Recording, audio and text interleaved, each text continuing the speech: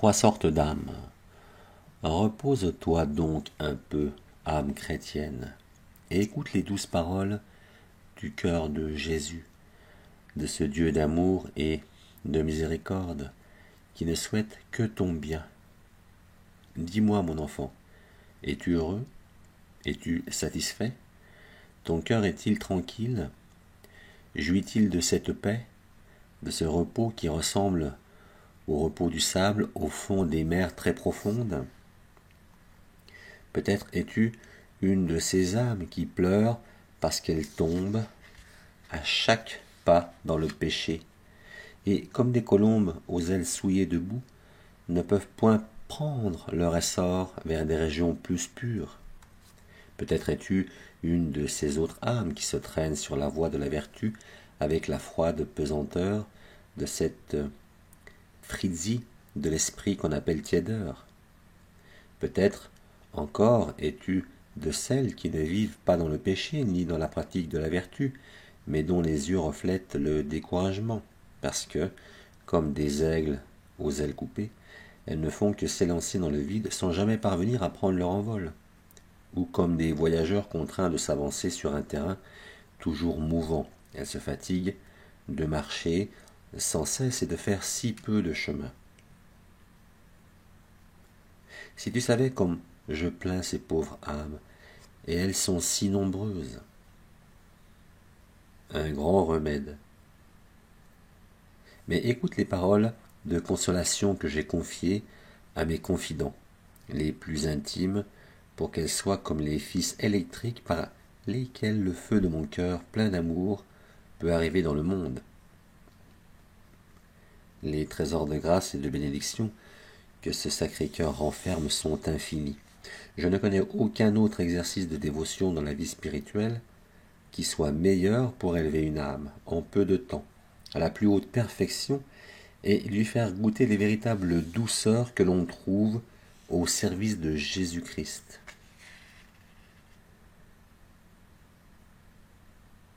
Je ne sais, ma chère mère, si vous comprendrez ce que c'est que la dévotion au Sacré-Cœur de notre Seigneur Jésus-Christ, dont je vous parle, laquelle fait un grand fruit et un changement en tous ceux qui s'y consacrent et s'y adonnent avec ferveur. Écrit Sainte Marguerite Marie Alacoque.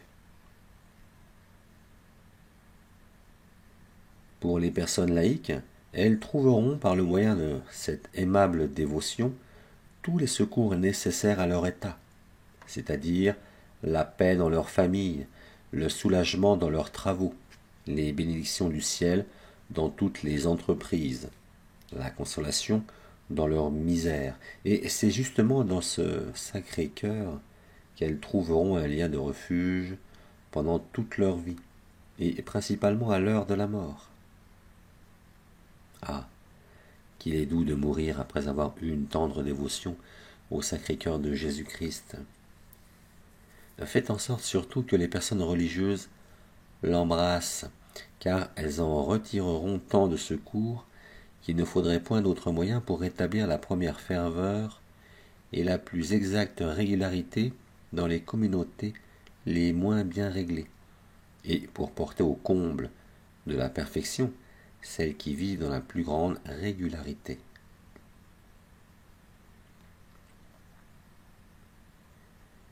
Un jour de vendredi, pendant la Sainte Communion, il dit ces paroles à son indigne esclave. Je te promets, dans l'excessive miséricorde de mon cœur, que son amour tout-puissant accordera à tous ceux qui communieront 9 premiers vendredis du mois de suite la grâce de la pénitence finale, ne mourant point dans ma disgrâce et sans recevoir leur sacrement, mon divin cœur se rendant leur asile assuré au dernier moment. Notre glorieux protecteur Saint Michel, accompagné d'une innombrable foule d'esprits angéliques, me certifia une fois encore qu'il était chargé de la cause du Sacré-Cœur comme d'une des plus grandes affaires de la gloire de Dieu, et de l'utilité de l'Église qui, dans toute la série des siècles, se soit offerte au monde. Ce mystère caché pendant des siècles, ce sacrement manifesté de nouveau au monde, ce dessein de toute l'éternité en faveur des hommes, mais révélé maintenant à l'Église, est pour ainsi dire un de ceux qui retiennent l'attention d'un Dieu attentif à notre bien et à la gloire du Sauveur.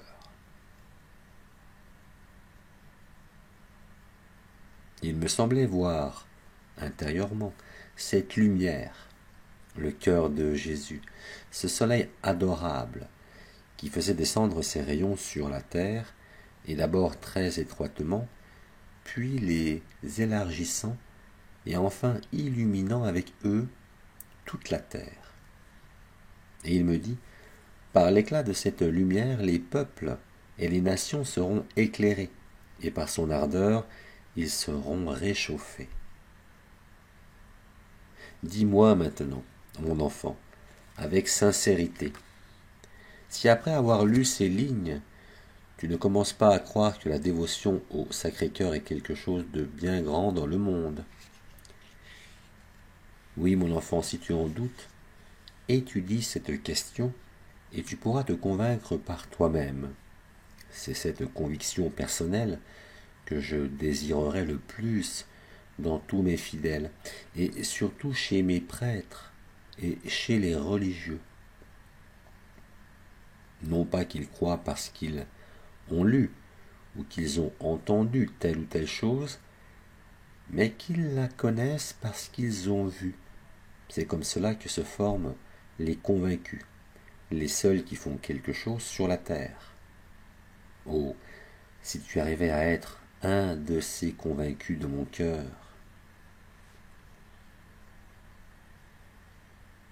Deux sortes de dévotion.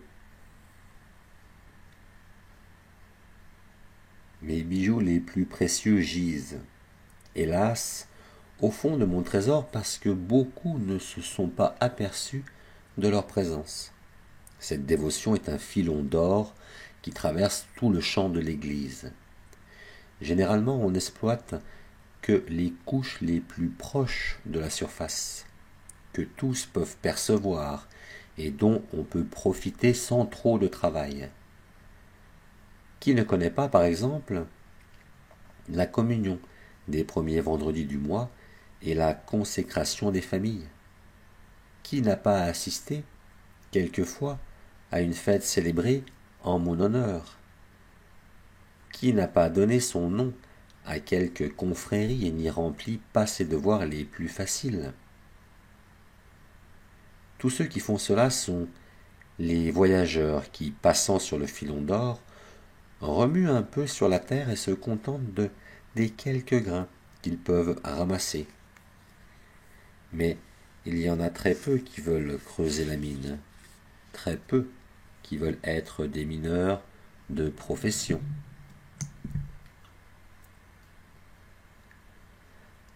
La consécration. En effet, la consécration est la pratique fondamentale de la dévotion à mon cœur amoureux. Combien de personnes font chaque jour leur consécration en la lisant dans un livre de prière, et cependant, ce ne sont pas des âmes vraiment consacrées. Elles ne font point consécration, elles la lisent. Ce sont des liseuses de consécration. Écoute donc, mon enfant, en quoi consiste la véritable consécration? Comme je l'ai expliqué moi-même à mes amis les plus proches, et comme ils l'ont enseigné dans leur écrit, et l'ont confirmé par leur exemple.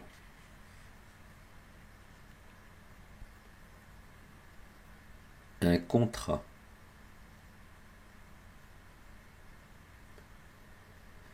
La consécration peut se réduire à un contrat, à ce même contrat que j'offris un jour à mon premier apôtre en Espagne, Bernard de Hoyos, que j'avais proposé en d'autres termes à Sainte Marguerite Marie: prends soin de moi et de mes affaires, et je prendrai soin de toi et des tiennes. Avec toi aussi, je désirerais faire ce contrat. Moi qui suis seigneur de toutes choses, je pourrais demander sans condition J'aime les pourparlers avec mes créatures.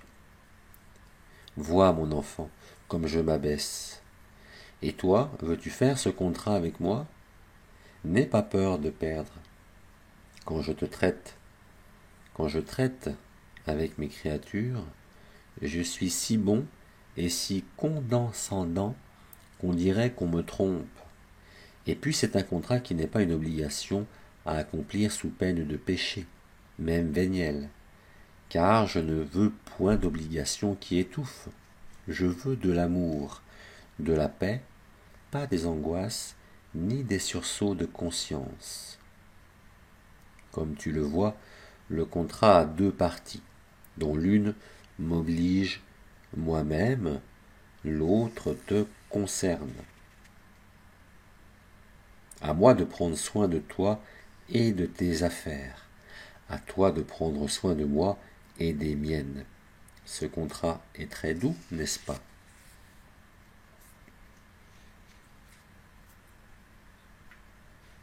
Première partie de la consécration. Commençons donc par ma partie. Je prendrai soin de toi et de tes affaires. Pour cela, il est nécessaire que toutes tes choses, ton âme, ton corps, ta santé, ta famille, tes préoccupations, tout en un mot, soient entre les mains de ma divine providence et que tu me laisses faire. Je veux tout arranger selon mon bon plaisir et avoir pour cela les mains libres. Ainsi, je désire avoir toutes les clés, que tu me donnes la permission d'en user, toutes les fois que je le voudrais, sans surveiller mes pas, que tu n'exiges jamais de moi la raison de ce que je fais dans tes affaires. Même quand la chose te paraîtra tourner à ton désavantage. Tu devras peut-être marcher quelquefois comme un aveugle, mais alors ta consolation doit être de savoir que tu es entre de bonnes mains. Et puis, quand tu m'offres tes actions, ce ne doit pas être pour que je les arrange toujours selon ton agrément, mais pour que je les arrange comme bon me semblera. Agir autrement serait me poser des conditions et te chercher toi-même. Tu ne vois que le présent, je vois tout ce qui doit venir. Tu regardes avec un microscope, je regarde moi avec un télescope de grande puissance, et ainsi les solutions qui te paraissaient les plus convenables sont maintes fois périlleuses pour l'avenir. Sans compter que parfois je permettrai des ennuis pour éprouver ta confiance et pour te faire gagner plus de gloire. Mais avec cela, je ne prétends pas que tu t'abandonnes à une espèce de fatal immobilisme et que tu négliges tes affaires. Tu dois suivre la loi de l'Évangile.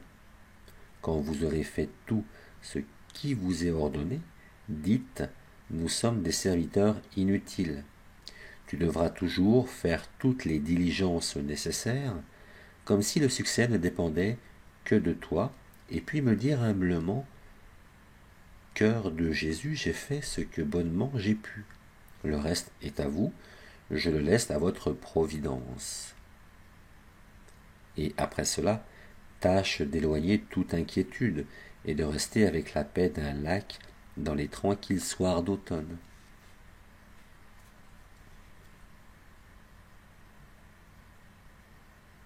Ce que l'on doit offrir. Comme je viens de le dire, tu dois m'offrir tout sans exclure absolument rien, puisque seules les personnes qui n'ont pas confiance en moi excluent quelque chose. Ton âme, mets-la entre mes mains, ton salut, ta gloire dans le ciel, ton progrès dans la vertu, tes défauts, tes passions, tes misères, tout. Il y a des personnes qui sont toujours pleines de crainte, d'angoisse, découragées dans les voies de l'esprit. Si tu ressens cela, mon enfant, parce que tu pèches mortellement, ce n'est que très juste. C'est un triste état que celui du péché mortel, et dont tu dois sortir dès que possible, puisqu'il te rend mon ennemi. Efforce-toi donc de venir à moi au plus tôt, et je suis disposé à beaucoup t'aider. Et surtout confesse-toi fréquemment, chaque semaine si tu peux le faire, car c'est là un excellent remède. Les fautes graves ne peuvent t'empêcher de venir à moi, si tu te décides à changer de vie. Alors ton acte de consécration sera un magnifique chemin pour t'aider à sortir de ton triste état. Il y a encore une autre sorte de personnes qui ne pêchent pas mortellement et qui cependant sont toujours tristes parce qu'elles croient ne pas avancer dans le chemin de la vertu et de la vie spirituelle. Je n'aime pas cela. Tu dois faire tout ton possible de ton côté et ensuite m'abandonner le reste. Le ciel est un jardin complet et ainsi toutes les plantes doivent y être représentées. Toutes ne peuvent être des arbres ou des lys, des roses ou des œillets. Il faut qu'il y ait du thym. Propose donc d'occuper cette place, si humble soit-elle. Ces amertumes, chez des personnes qui ne pêchent pas mortellement, proviennent de ce qu'elles recherchent leur gloire et non la mienne. La vertu, la perfection ont deux aspects, celui d'être ton propre bien et celui d'être un de mes biens. Tu dois la rechercher dans la paix, mais parce qu'elle est un de mes biens, car tes affaires, tant qu'elles sont à toi, tu dois me les remettre. Et tu sais bien que je ferai mieux l'œuvre de ta perfection que tu ne le ferais toi-même. Ton corps, je veux aussi avoir à ma charge ta santé et ta vie, mais pour cela tu dois les mettre entre mes mains. Je sais ce qui te convient le mieux, toi, tu ne le sais pas. Prends les moyens nécessaires pour conserver ou pour refaire ta santé, et laisse-moi le reste sans fausse imagination, bien persuadé que c'est de moi que viennent les maladies et la santé, et non des remèdes et des médecins. Ta famille, parents, époux, fils, frères. Il y a des personnes qui n'ont aucune difficulté pour s'offrir à moi, mais qui craignent de me confier leurs biens, les leurs, ou tels membres de la famille qu'ils aiment. On dirait que je vais tuer tout ce que l'on me confie. Quelle pauvre idée on a de moi. Ces personnes disent qu'elles n'ont pas de difficulté à souffrir, mais qu'elles ne veulent pas voir souffrir les leurs. Elles croient que se consacrer à moi et commencer à souffrir ne sont qu'une seule et même chose. Où donc a-t-on cherché cette idée? Car le but de la consécration est d'adoucir les croix et les amertumes que vous devez tous supporter dans la vie. Tes biens corporels, propriétés, affaires, études, emploi, maison, etc. Je n'exige pas que les âmes qui veulent me suivre laissent toutes ces choses, à moins qu'il ne me plaise de les appeler à l'état religieux.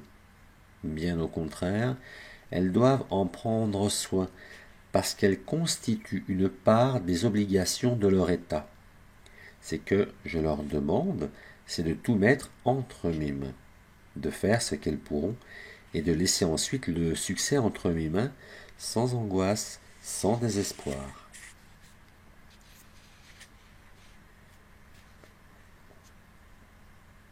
Tes biens spirituels.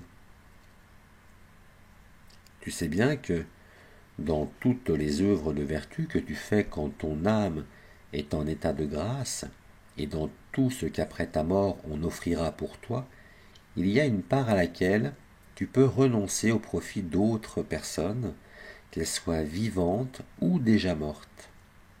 Eh bien, mon enfant, je désirerais cette part tout entière, afin de la distribuer aux personnes qu'il me plaît. Je sais mieux que toi chez qui l'établissement de mon règne presse davantage, qui recevra avec plus de profit le fruit de tes bonnes œuvres, et ainsi je pourrais l'administrer mieux que toi. Bien entendu, cette donation n'empêche point certains suffrages que l'obéissance ou la charité te demanderont.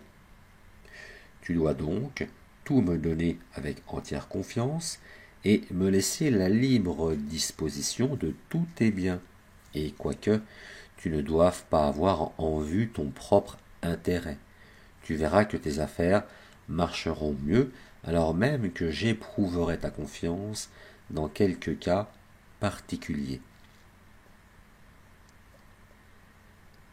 Tes affaires iront toujours de l'avant, et d'autant plus vite que tu te donneras plus de peine pour servir mes intérêts. Plus tu penseras à moi, plus je penserai à toi. Plus tu t'occuperas de ma gloire, plus je m'occuperai de la tienne. Plus tu prendras soin de mes affaires, plus j'en prendrai des tiennes. Mais tâche, mon enfant, d'être désintéressé. Il y a des personnes qui ne savent penser qu'à elles. Leur monde spirituel est un système planétaire dont elles occupent le centre, et tout le reste, même mes intérêts, sont comme des planètes qui circulent autour. Cet égocentrisme spirituel est un mauvais système astronomique.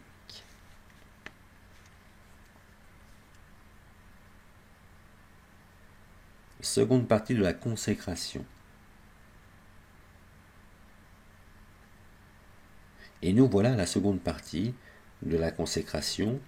Prends soin de moi et de mes affaires. Cette partie est celle qui t'intéresse le plus parce que c'est celle qui te regarde de plus près. L'autre était la mienne. Si je te demandais de tout me donner, c'était afin que tu puisses avoir les mains libres pour remplir les devoirs que t'impose ta part dans la consécration. Cette part dans laquelle tu dois mettre toute ton âme, puisqu'elle doit être comme le thermomètre qui indique les degrés de ton amour. Ta part est donc, prends soin de mes intérêts.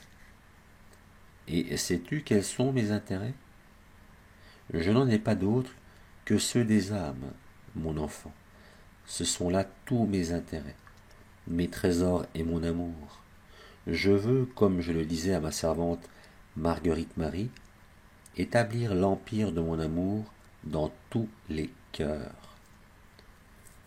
Mon règne n'est pas encore arrivé.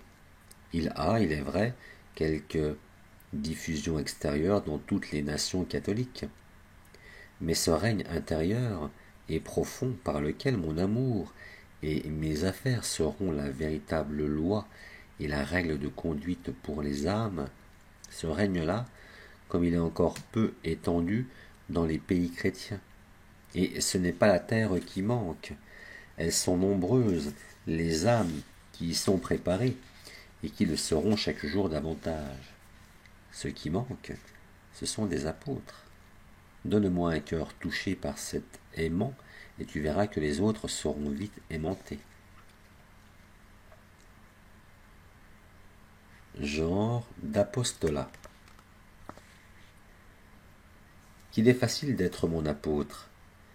Il n'y a ni sexe, ni âge, ni condition qui soit exclue. Ils sont si nombreux les moyens de travailler. Compte un peu la prière, c'est-à-dire demander continuellement au ciel que mon règne arrive, le demander à mon Père, me le demander à moi-même, à ma Sainte Mère, à mes saints, le demander à l'Église, à la maison, dans la rue, pendant ton travail journalier. Cœur de Jésus, que votre règne arrive. Voilà l'aspiration que tu devrais me jamais oublier. Dis-la 10, 20, 50, 100, 200 fois par jour, jusqu'à ce qu'elle te soit familière. Cherche les moyens pour ne pas l'oublier. Qui ne peut pas être un apôtre de cette manière? Et qu'il est bon cet apostolat des oraisons jaculatoires. Donne-moi une multitude d'âmes qui ne fassent qu'esquisser ces traits et dis-moi si elles ne parviendront pas au ciel. Ce sont des molécules de vapeur qui, s'élevant, constituent les nuées et redescendent après en pluie qui fertilisent le monde. Le sacrifice, en premier lieu, passif ou d'acceptation. Combien d'ennuis, de dégoût, de tristesse, d'amertume, petite ou grande, ne supportez-vous pas tous les jours? Je les ai supportés également. Eh bien, tout cela, subis-le en silence, et si tu le peux, avec allégresse. Quel beau trésor pour mon apostolat! Que de croix se perdent inutilement parmi les hommes, et ce sont de si beaux bijoux. En second lieu, le sacrifice actif, je veux dire la mortification.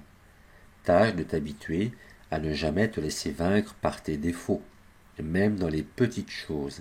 C'est là une excellente pratique de la vie spirituelle. Tu passes dans la rue, où tu éprouves le désir de voir telle ou telle curiosité, ne la regarde pas. Il te plairait de savourer une friandise, ne la goûte pas. On a dit de toi quelque chose qui n'est pas vrai, mais dont les conséquences ne sont pas graves, laisse dire sans t'excuser. Ainsi, en toutes circonstances, offre tout pour que je règne. Et si ta générosité t'y anime, tu pourras arriver à d'autres pénitences plus grandes. Tu vois quel terrain magnifique pour l'apostolat, et celui-ci est vraiment efficace. Occupation.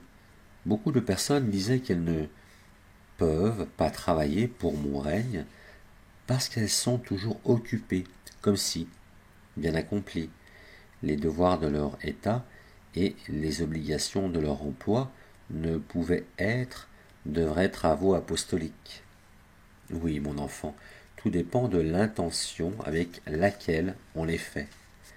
Le même morceau de bois peut servir pour allumer le feu ou pour faire une image digne d'être placée sur un autel. Pendant tes travaux journaliers, tâche de lever fréquemment tes yeux vers moi et de te complaire à bien faire les choses pour l'amour de moi, pour qu'ainsi tes œuvres soient des pièces de monnaie que tu mets de côté pour m'aider à établir mon règne sur la terre. Tu dois aussi t'efforcer d'être chaque jour plus saint, mais paisiblement, et ainsi, plus tu seras saint, plus tes œuvres seront efficaces. Ainsi, tu vivras parfaitement ton offrande d'associé de l'apostolat de la prière, qui est la consécration réalisée. Propagande.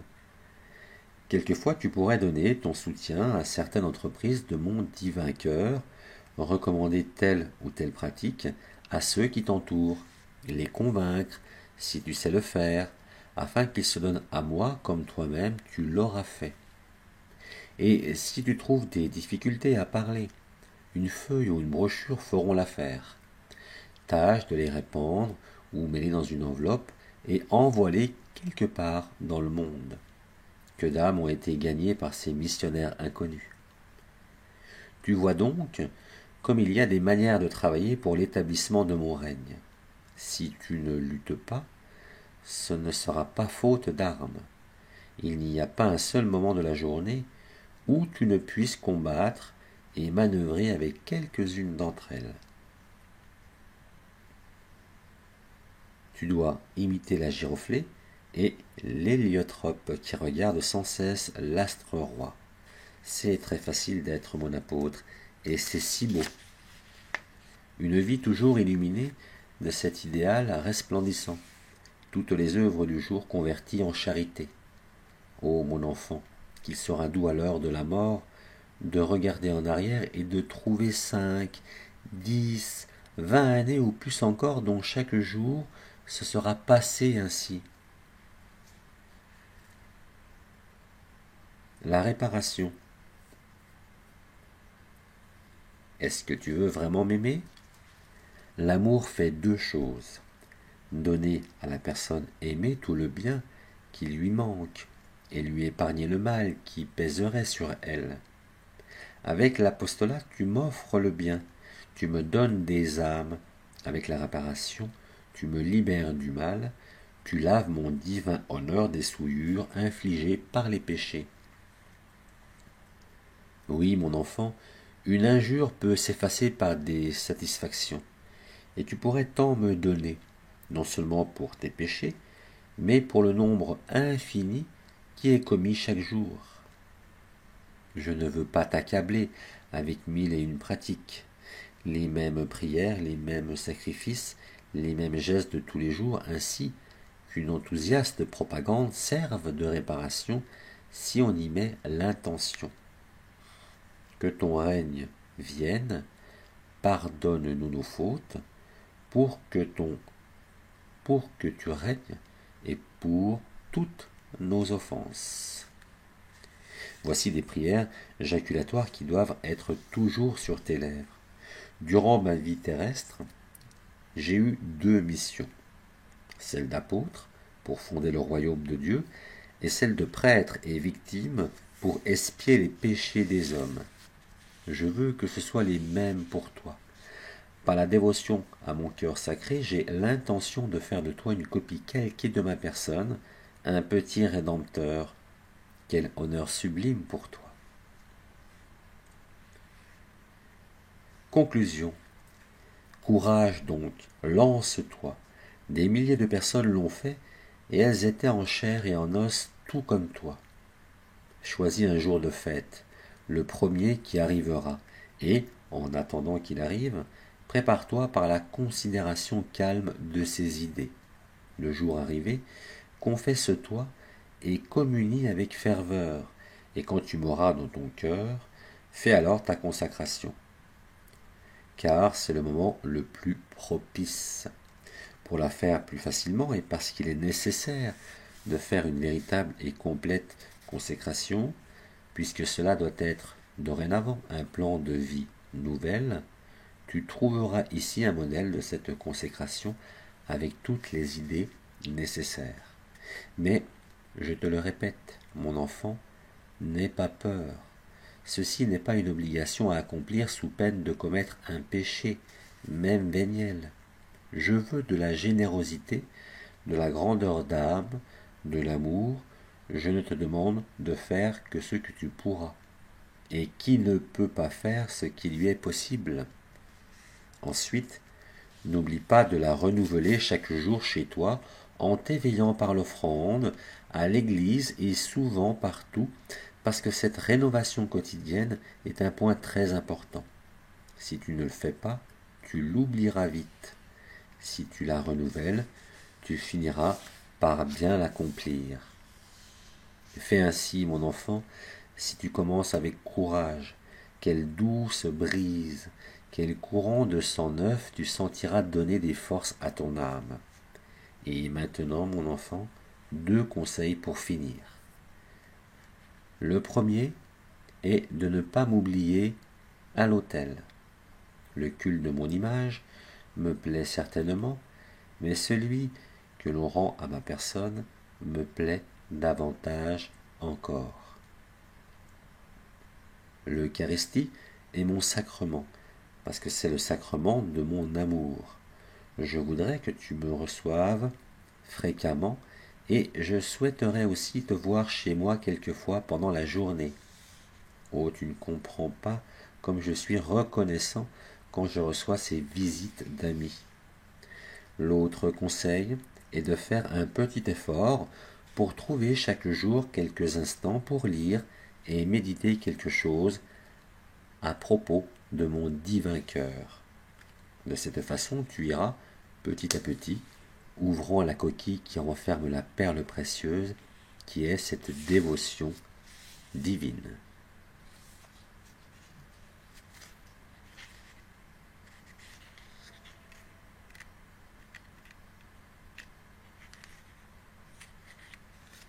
Consécration pour tous les jours.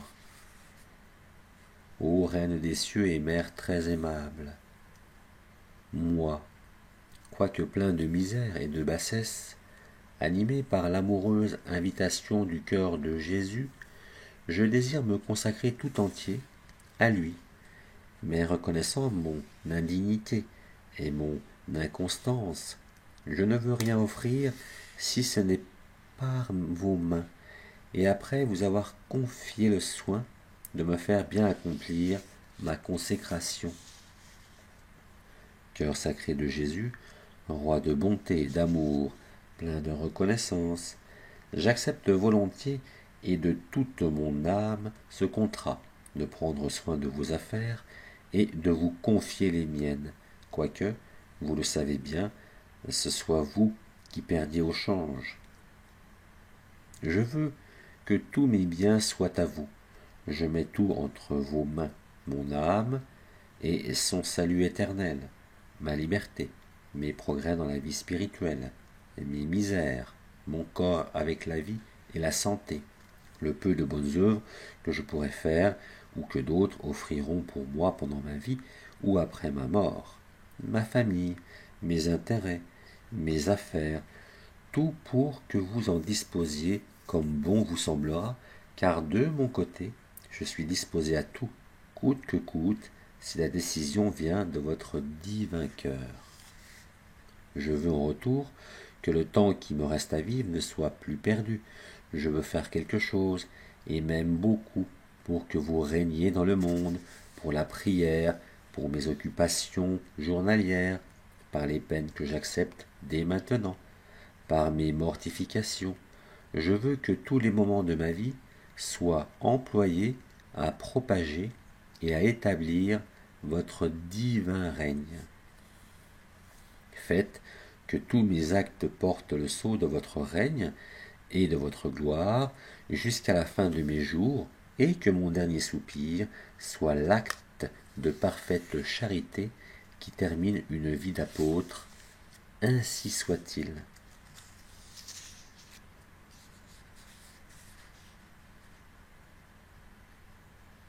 Les promesses du Sacré-Cœur de Jésus à ses dévots. Prises directement dans les révélations du Sacré-Cœur de Jésus à Sainte Marguerite Marie à la Coque, sa principale confidente. Ce sont elles qui circulent officiellement avec l'approbation de l'Église. Numéro 1. À ceux qui se consacrent personnellement à lui, je leur donnerai toutes les grâces nécessaires à leur état. Numéro 2. Je mettrai la paix dans leur famille. Numéro 3. Je les consolerai dans toutes leurs peines. Numéro 4. Je serai leur refuge assuré pendant la vie et surtout à la mort. Numéro 5. Je répandrai d'abondantes bénédictions sur toute leur entreprise. Numéro 6. Les pécheurs trouveront dans mon cœur la source et l'océan infini de la miséricorde. Numéro 7. Les âmes tièdes deviendront ferventes. Numéro 8. Les âmes ferventes s'élèveront à une grande perfection. Numéro 9. Je bénirai les maisons où l'image de mon Sacré-Cœur sera exposée et honorée. Numéro 10. Mon amour miséricordieux accordera à tous ceux qui communieront le premier vendredi du mois, 9 mois de suite, la grâce de la pénitence finale. Ils ne mourront point dans ma disgrâce, ni sans recevoir les sacrements, et mon cœur se rendra leur asile assuré à cette dernière heure. À ses apôtres, c'est-à-dire tous ceux qui vivent leur consécration en sa plénitude. Numéro 1. Leur nom sera écrit dans mon cœur. Numéro 2. Tous les divins trésors leur seront accessibles. Numéro 3. En ayant l'amitié de ce divin cœur, ils s'assurent d'avoir la protection de la très sainte Vierge Marie, ainsi que celle de tous les saints. Numéro 4. Ils feront des progrès rapides vers la perfection. Mon cœur les glorifiera et les sanctifiera. Numéro 5. Ils recevront la grâce du pur amour divin. Numéro 6. Ils attireront de grandes bénédictions pour leur famille et leur patrie. Numéro 7. De grandes bénédictions sont réservées à leur œuvre pour leur zèle et leur apostolat. Ils feront de grandes conversions et ils atteindront la science de la croix et ils comprendront sa valeur. Numéro 8. Ils recevront lumière, force et consolation dans toutes leurs souffrances. Numéro 9. Ils obtiendront la grâce de la persévérance finale et d'une sainte mort dans l'amour divin. Numéro 10. Mon Sacré-Cœur sera lui-même la récompense pour mes apôtres.